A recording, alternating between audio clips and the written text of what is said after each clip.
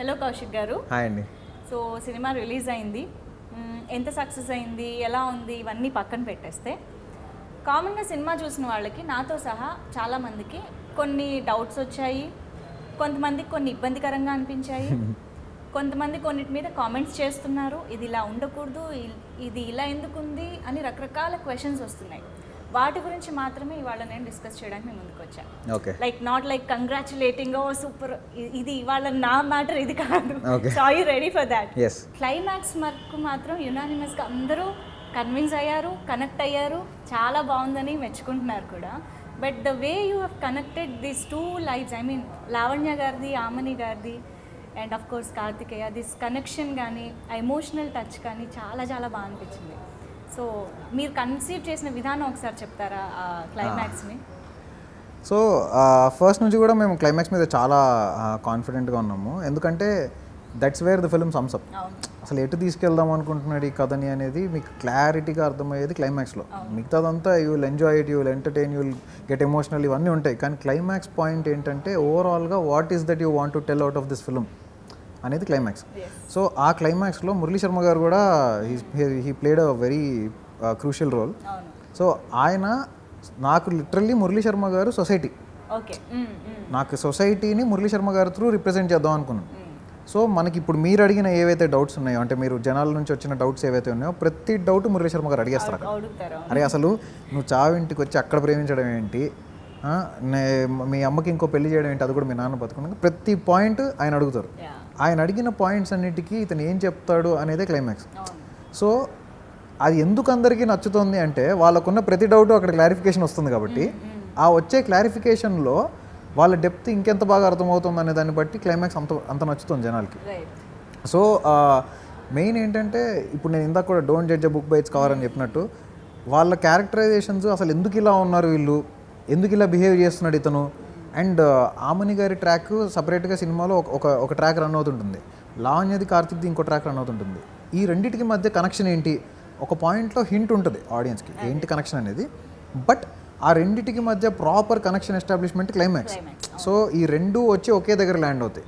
అంటే నీకు అది తప్పు కానప్పుడు ఇది తప్పు కాదు అనే పాయింట్ అది మీరు మూవీ చూసినప్పుడు ఇంకా it will be even more clear.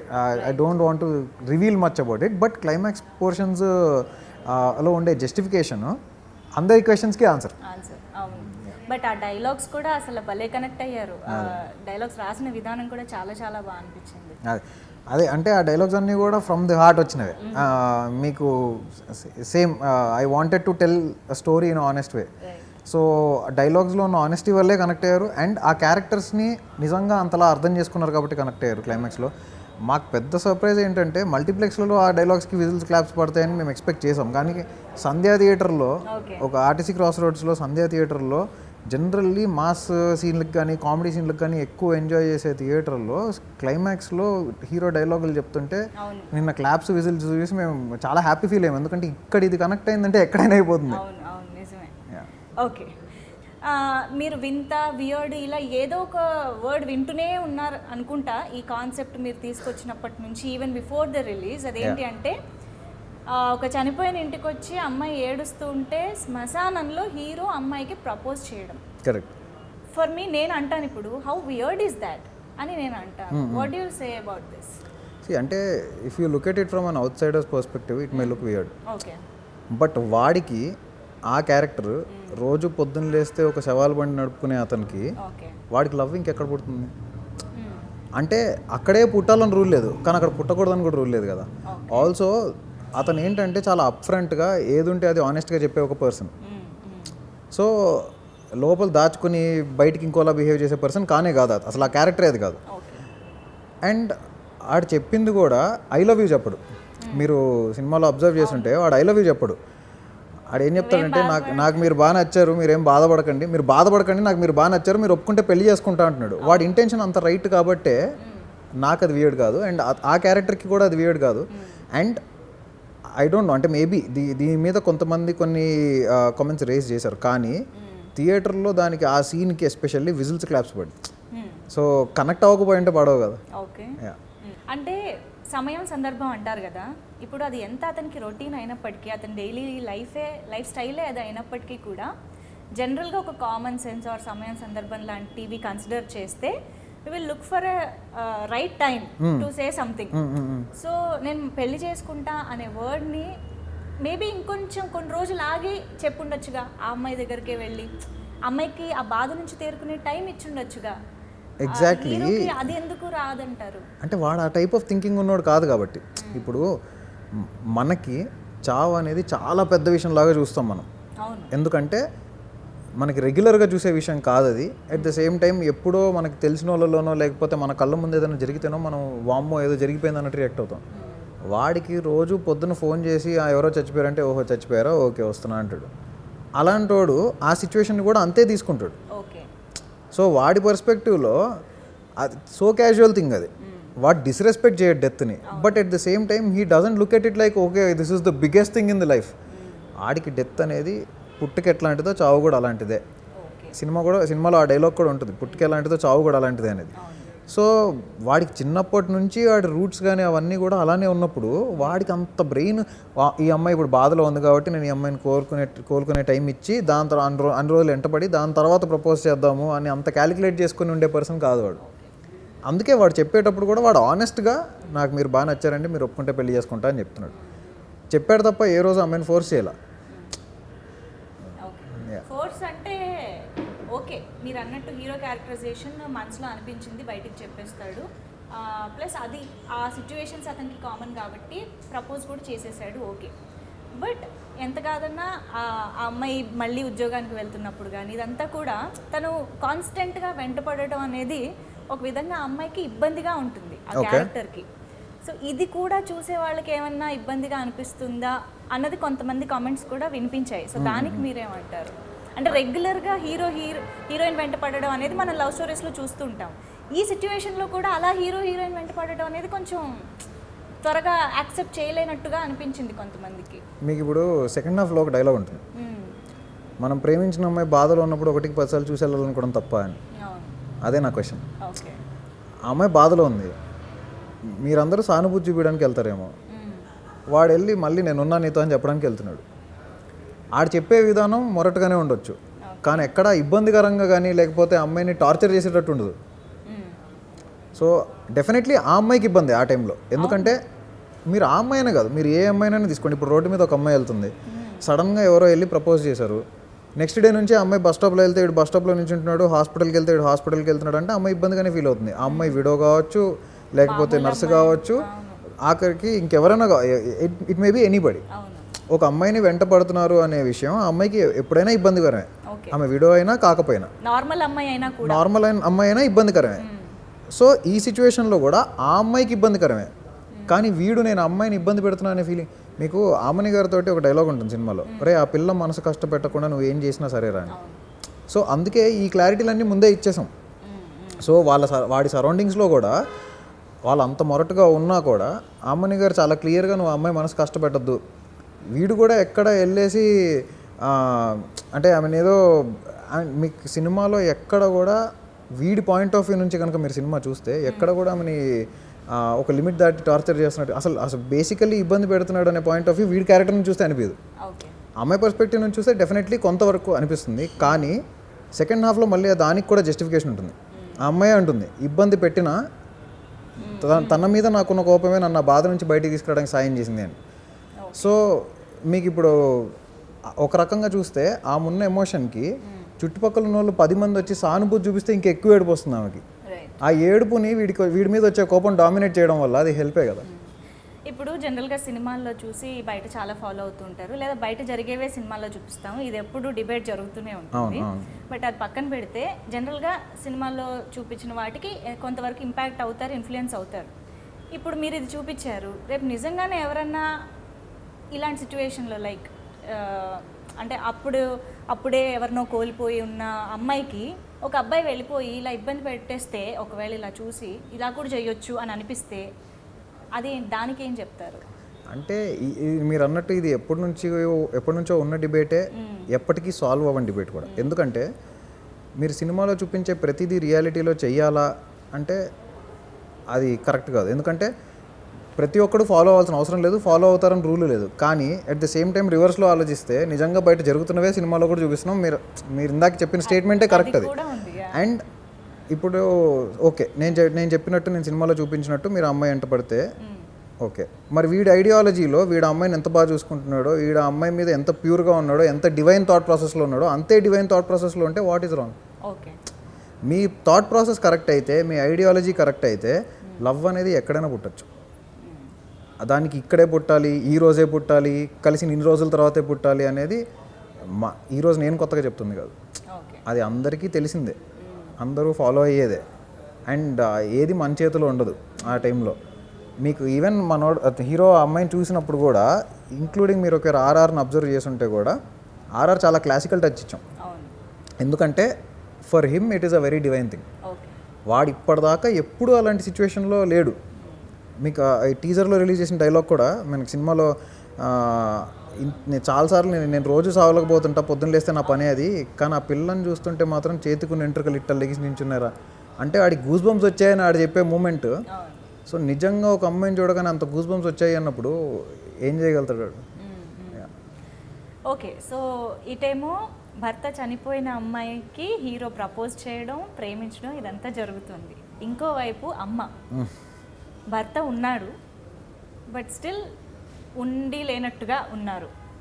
ఇక్కడ అమ్మతో ఫస్ట్ ఆఫ్ ఆల్ ఫస్ట్ మాకు కనిపించే సీన్స్లో కలిసి మందు కొట్టడం, మందు గురించి డిస్కషను, గొడవ.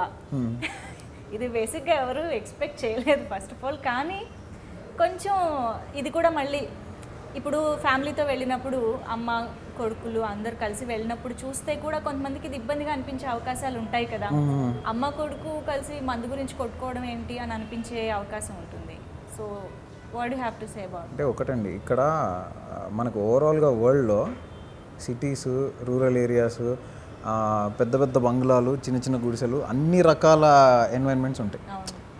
నేను ఎక్కడున్నానో అది మాత్రమే సొసైటీ, నేనున్నది మాత్రమే లైఫ్ స్టైల్ అనుకుంటే కష్టం. నాకు తెలిసిందే లైఫ్ స్టైల్ అనుకుంటే మాత్రం కష్టం. ఎందుకంటే మీరు చూసే వరల్డే కాకుండా, మీరు బతుకుతున్న వరల్డే కాకుండా బయట ఇంకా కొన్ని వేల కోట్ల మంది బతుకుతున్నారు. అన్ని కోట్ల మందిలో ఒక్కొక్కటిది ఒక్కొక్క కథ. నేను పిక్ చేసుకున్న క్యారెక్టర్ పేరు బస్తీ బాలరాజు, వాళ్ళమ్మ పేరు గంగమ్మ. అండ్ ఈ క్యారెక్టర్ పోనీ నేను ఏమన్నా కొత్తగా ఎక్కడ లేనిది, ఇప్పుడు ఈ గంగమ్మ అనే క్యారెక్టర్ ప్రపంచంలో ఎక్కడ లేనిది తీసుకొచ్చానంటే కాదు. నా చైల్డ్హుడ్లో మా అమ్మమ్మ గారు వాళ్ళ ఇంటి ఎదురుకుండా, అది కొంచెం ఒక బస్తీ ఇలాంటి ఏరియా ఆల్వాల్లో, మా అమ్మమ్మ గారి ఇంటి ఎదురుకుండా ఉండే హౌజెస్లో ఉండే లేడీస్ని చూసి నేను ఇన్స్పైర్ అయ్యి రాసిన క్యారెక్టర్ ఇది. ఓకే, నాకంటే ఈ క్యారెక్టర్ అనుకున్నప్పుడు నాకు ఫస్ట్ స్ట్రైక్ అయిన విజువల్స్ కానీ, వాళ్ళ హౌస్ ఎలా ఉండాలి, వాళ్ళ లైఫ్ స్టైల్ ఎలా ఉండాలి అన్నప్పుడు ఫస్ట్ స్ట్రైక్ అయిన విజువల్స్ అవే. సో నేను చిన్నప్పుడు వాళ్ళని చూసినప్పుడు వాళ్ళు ఇలానే ఉండేవాళ్ళు. అంటే బయటకు వస్తే మాట్లాడితే అంటే వాళ్ళ స్లాంగ్ కానీ, ఆ కొడక ఈ కొడక, అది తప్పుగా బూతుగా ప్రొనౌన్స్ చేయరు వాళ్ళు. అది వాళ్ళ it's a part of their culture which we cannot blame. And అమ్మతో కలిసి మందు తాగుతున్నాడు అనే పాయింట్ కూడా అక్కడ చూసిందే, తల్లి కొడుకులు కలిసి. అండ్ అంతెందుకండి, ఈవెన్ మీకు లిటరల్లీ మాట్లాడుకోవాలంటే హైఫై సొసైటీలో కూడా ఉంటాయి. కానీ వాళ్ళు ఎందుకు ఇబ్బంది పడతారంటే నిజం చెప్తే ఇబ్బంది పడతారు కాబట్టి. So that is there. అంటే కొంచెం జనాలు మనం రియాలిటీ మాట్లాడినప్పుడు ఇబ్బంది పడతారు. అయితే ప్రతి ఒక్కళ్ళు కూర్చుని ఇలానే తాగుతారా అంటే కాదు. అవును, ప్రతి ఒక్కళ్ళు కూర్చొని తాగక్కర్లేదు.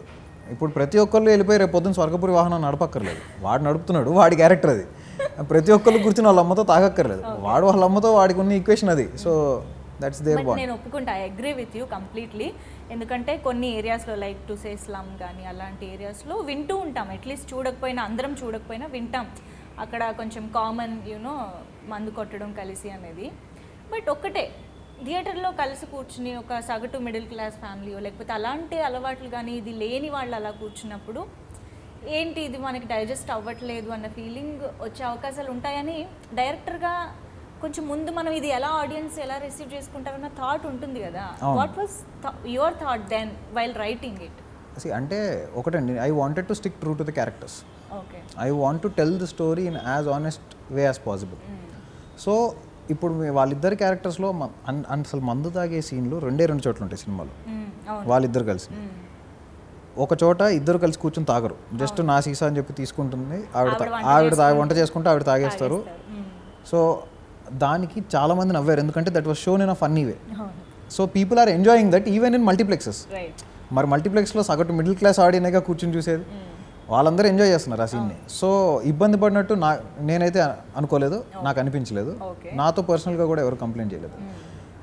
సెకండ్ టైం వచ్చేది సెకండ్ హాఫ్లో. ఆ సీన్ దగ్గర ఇబ్బంది పడతారా అంటే that's a very very emotional scene. అసలు వాళ్ళ మదర్ లైఫ్ స్టైల్ ఏంటి, చిన్నప్పటి నుంచి ఆవిడ పెరిగిన విధానం ఏంటనేది చూస్తే ఆవిడ క్లియర్గా ఎక్స్ప్లెయిన్ చేస్తారు కూడా. అంటే ఒక ఆడపిల్ల బయటికి వెళ్ళి, అంటే వ్యాపారం చేసుకునే ఆడదంటే అందరికీ లోకువే, తనంతటి తను సొంత కాళ్ళ మీద నిలబడి తను ఒక హస్బెండ్ మంచాన పడి ఉంటే, ఇన్ని సంవత్సరాలుగా మంచాన పడి ఉంటే, she is the one who took a stand and took care of her father and her son, her husband and her son. So ఇన్ని సంవత్సరాలుగా ఒక హస్బెండ్ని, ఒక కొడుకుని తానే సాక్కుంటూ వచ్చి తను ఎన్నో హర్డిల్స్ ఫేస్ చేసి ఉంటుంది లైఫ్లో. బయటికి వెళ్తే ఎంతోమంది ఎంతో మాట్లాడుంటారు. బయట బీచ్ దగ్గర మొక్కబొట్లు అమ్ముకునే ఒక క్యారెక్టర్ ఆవిడది, మొక్కబొట్లు వెజిటేబుల్స్ అవి చిన్న బండి పెట్టుకుని. సో అలాంటి వాళ్ళు ఎన్ని ఫేస్ చేసి ఉంటారు లైఫ్లో. వాళ్ళు మందు తాగడం అనేది వాళ్ళకి చాలా కామన్ థింగ్. ఆ మందు తాగడాన్ని నేను ఎక్కడ హైలైట్ చేసి మీరు రోజు మందు తాగండి, పొద్దున్న లేస్తే మందు తాగండి అని ఎక్కడ చూపిలే. దాని మీద నేను ఏదో హైలైట్ కూడా, అంటే లైక్ దాని మీద ఎన్హాన్స్మెంట్ కూడా లేదు ఎక్కడ. అది it's small part in the scene where it blends well with the emotion. ఆవిడ కొడుకుని కొట్టుంటుంది. సో బయటకు వచ్చి ఏంటి ఒక్కదాన్ని కూర్చొని మందు తాగుతున్నావు, మనసు కష్టం వేసిందా అంటే, బిడ్డను కొట్టినప్పుడు ఏ తల్లికైనా మనసు కష్టంగానే ఉంటుంది కదా. సో ఆవిడ మనసు కష్టంగా ఉంది కాబట్టి ఆవిడ అది కూడా వాడిని కొట్టినందుకు, అదే బిడ్డను కొట్టినందుకు ఆ బాధలోనే. ఓకే. అండ్ ఇంకొకటి, అమ్మకి పెళ్లి చేయాలనుకోవడం అనేది ఒక పెద్ద టాపిక్ సినిమాలో. ఆబ్వియస్గా మేజర్గా దాని మీద నడుస్తుంది కూడా మనకి సెకండ్ హాఫ్లో. సో బేసిక్గా ఒక ఆడదానికి, ఒక స్త్రీకి సెకండ్ మ్యారేజ్ అనేది ఇప్పటికీ కొంచెం విచిత్రంగా చూసే సందర్భాలు ఉన్నాయి. But thank God, luckily, fortunately కొంచెం రోజులు మారుతూ వచ్చాయి. ఈ మధ్యకాలంలో పిల్లలే దగ్గరుండి అమ్మకి పెళ్లి చేసిన సందర్భాలు చూస్తున్నాము కళ్ళెదురుగానే. బట్ స్టిల్ అంటే ఇక్కడ రెండు సందర్భాల్లోనే ఒక అమ్మాయి, ఒక స్త్రీ సెకండ్ మ్యారేజ్ చేసుకునే ఛాన్సెస్ ఉంటాయి. ఒకటి కంప్లీట్గా డివోర్స్ అయినప్పుడు, లేదా కంప్లీట్గా భర్త చనిపోయిన తర్వాత, ఆ చాప్టర్ అయిపోయిన తర్వాత. బట్ ఇక్కడ ఆమని గారికి హస్బెండ్ ఉన్నారు. Okay, whatever situation he is there. ఆ సిచ్యువేషన్లో అమ్మకి పెళ్లి చేయాలనుకోవడం సెకండ్ మ్యారేజ్, అది ఎంతవరకు కరెక్ట్ అంటారు? ఎంతవరకు అంటే ఏం చెప్పాలనుకుంటున్నారు దాని ద్వారా మీరు సొసైటీకి? సో మీకు ఇక్కడ ఆమని గారి హస్బెండ్ క్యారెక్టర్ ఎవరైతే ఉన్నారో, if you look at him, the age difference between her and him is very much. అంటే ఆ గ్యాప్ చాలా ఎక్కువ ఉంటుంది. ఆయన చాలా ముసలాయన, ఆయన మంచం మీద ఉంటాడు, మాట్లాడలేడు, కాళ్ళు చేతులు కదపలేడు, ప్యారలైజ్డ్ పర్సన్. అది పోనీ ఏమైనా రీసెంట్గా వచ్చిన పారాలసిస్ అంటే కాదు.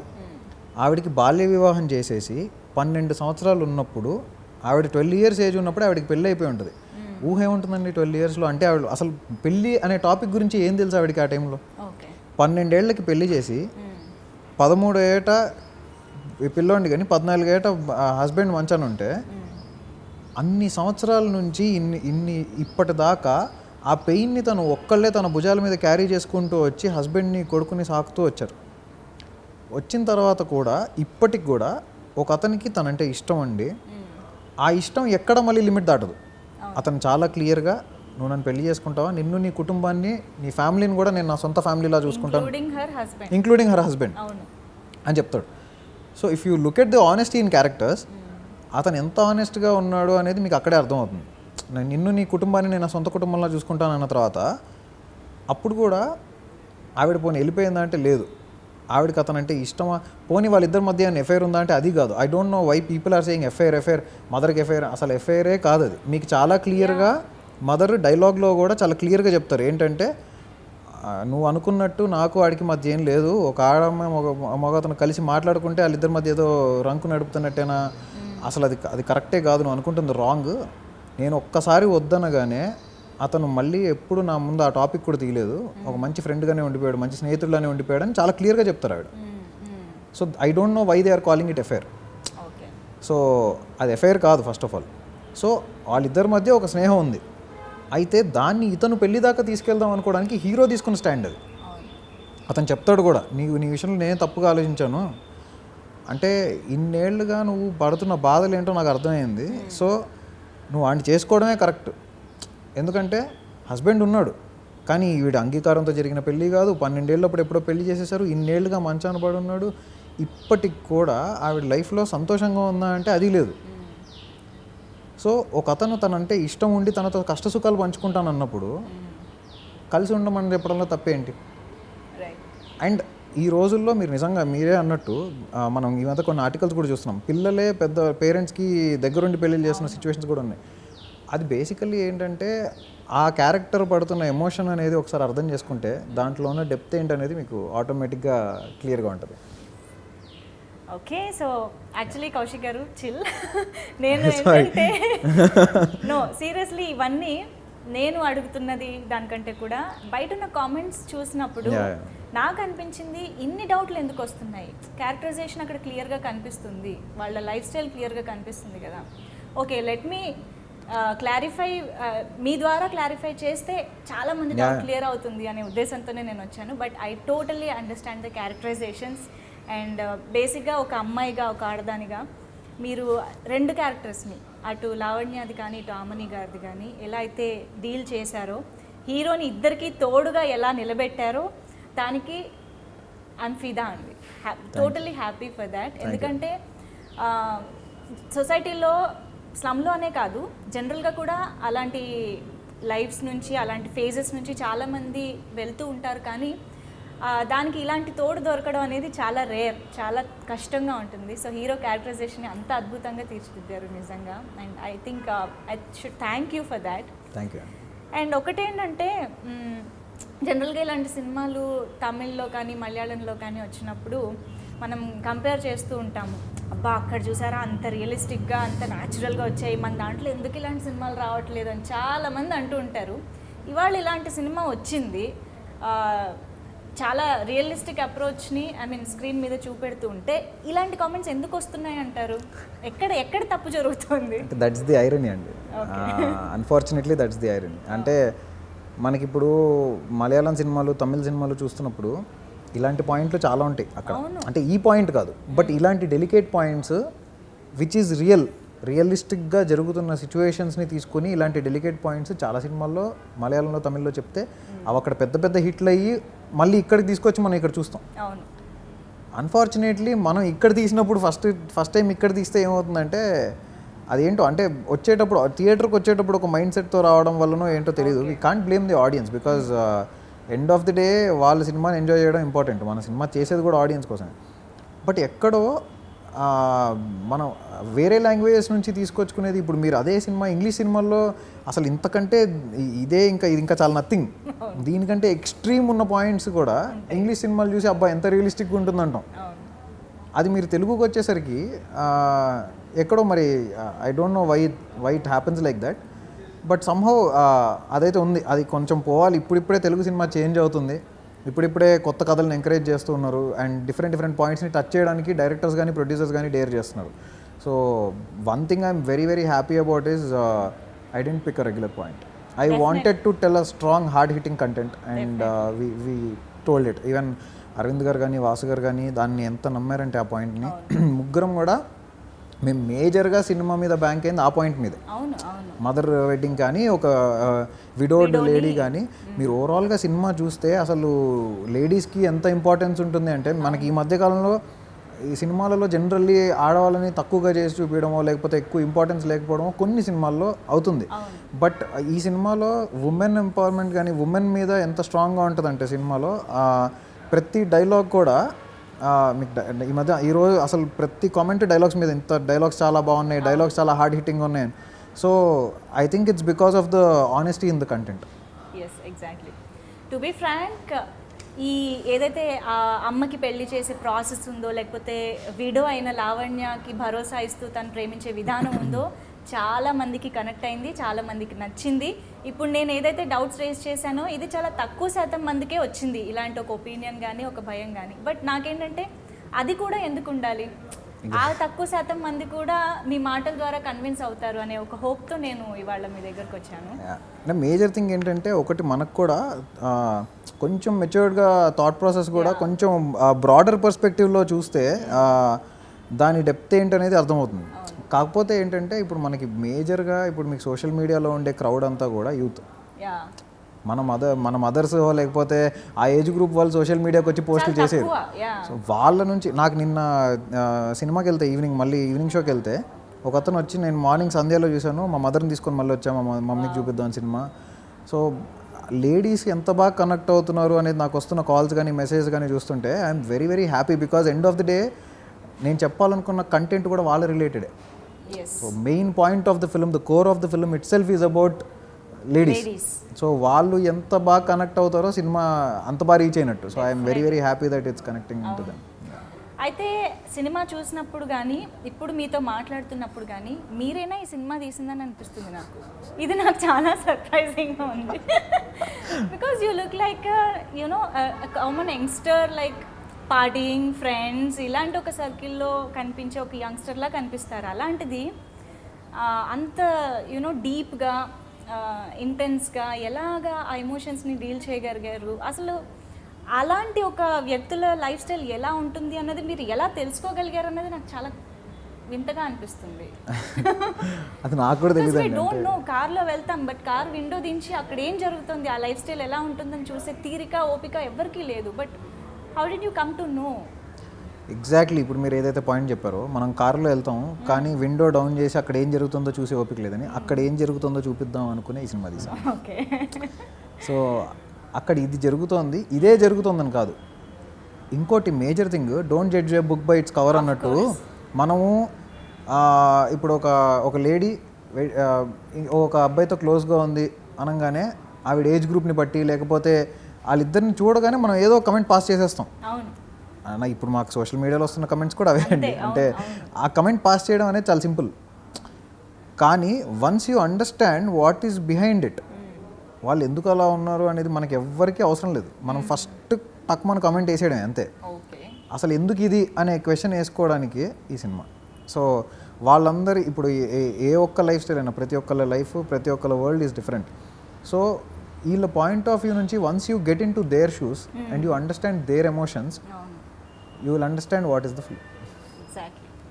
ఓకే, సో ఇప్పుడు నేను చెప్తున్నాను, కంగ్రాచులేషన్స్ కౌశిక్ గారు ఫర్ ద వండర్ఫుల్ సక్సెస్. నిజంగా తెలుగు సినిమా ఇండస్ట్రీలో, ఇన్ఫ్యాక్ట్ తెలుగు సినీ చరిత్రలో చాలా ఒక డిఫరెంట్ కాన్సెప్ట్తో, డిఫరెంట్ ఎమోషనల్ టచ్తో మీరు ఈ సినిమాని తీసుకొచ్చారు. చావు కబురు చల్లగానే డిఫరెంట్ టైటిల్తో, ఇది కూడా నిలిచిపోతుంది అలాగా. సో ఐ హోప్ ఇంకా ఈ సినిమా ఇంకా ఎక్కువ మందికి రీచ్ అవ్వాలి, చూడాలి, అండ్ ఇలాంటి ఎన్నో వండర్ఫుల్ డిఫరెంట్ కాన్సెప్ట్స్తో మీరు మళ్ళీ సినిమాలు తీసి మెప్పించాలి అని మనస్ఫూర్తిగా కోరుకుంటున్నాను. Thank you so much. Okay, so viewers, ఇలాంటి డౌట్స్ ఉన్న చాలా మంది కోసమే నేను ఇవాళ డైరెక్టర్ గారితో ఇంటరాక్షన్ పెట్టడం జరిగింది. ఐ హోప్ ఒకవేళ మీకు ఎలాంటి డౌట్ ఉన్నా క్లారిఫై అయ్యింది అని మీరు కన్విన్స్ అయ్యారని అనుకుంటున్నాను. బికాజ్ నేను ఒకటే చెప్పాలనుకుంటున్నాను ఏంటంటే, ఫ్యామిలీ అందరితో కలిసి, అమ్మ అక్క చెల్లి ఇలా ఆడవాళ్ళందరితో కూడా కలిసి వెళ్ళి సినిమా చూడండి. డెఫినెట్గా అందరికీ నచ్చే సినిమా అని చూసిన వాళ్ళు కూడా చాలామంది చెప్తున్నారు. Okay, so please go watch చావు కబురు చల్లగా ఇన్ థియేటర్స్ అండ్ ఎంజాయ్.